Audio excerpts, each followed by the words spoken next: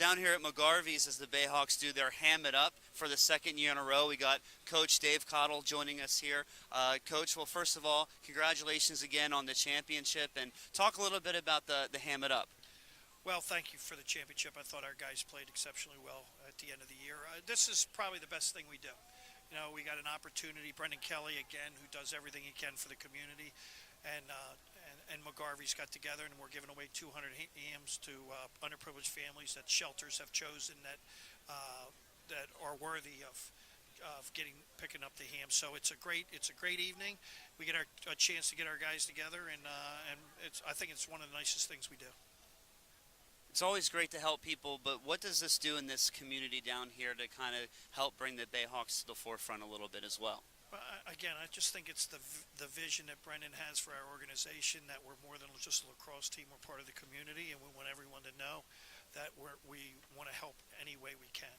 And I take my Santa cap off to Brendan and everything that he's trying to do with this organization. Now, obviously, we're down here for Ham It Up, but just a few lacrosse questions as well, since we have an opportunity to grab you. Here, we'll see you in a few weeks at the collegiate draft, but the supplemental draft just about a week ago. How do you think that went for your team? Well, it's funny because, you know, we didn't have a first-round pick.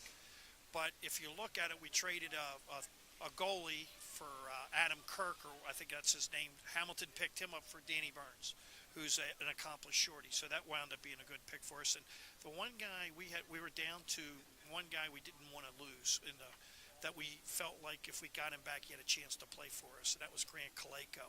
And we were really worried that we're going to lose him before the 16th pick. And to be able to get him with the 16th pick, I think he's a guy who has a chance to play right away for us. And so, especially when these guys are playing in the indoor league. And so by getting Grant at 16, we felt pretty good. And then I think we played defense a little bit. You know, Casey Powell made such an impact with Hamilton 2 years ago when he entered in the playoffs. And if he enters in the playoffs now, he's going to enter him for the Chesapeake Bayhawk or nobody else. So whether Brett Manny and another good player who we've had in our locker room before that we like, Casey Powell, some other guys, we'll probably move some of these guys to accumulate some picks because some of them have value. And so, but we don't have a lot of holes, and we don't have a lot of spots. So I think we're going to be accumulating picks in 2014 shortly. We'll be up in there in Philadelphia for the U.S. Lacrosse National Convention as well as the MLL draft as we were last year. What do you think about that whole thing kind of coming together and doing it together, what that does for the MLL and the sport of lacrosse?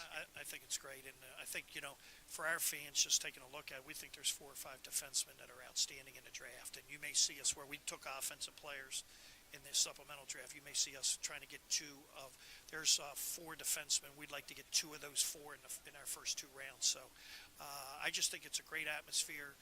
It's the Major League Lacrosse has come a long way, and if we do things the right way, we have a chance to be an outstanding sport and really continue to grow. Our season tickets, right now, we've doubled our season tickets from last year to this year.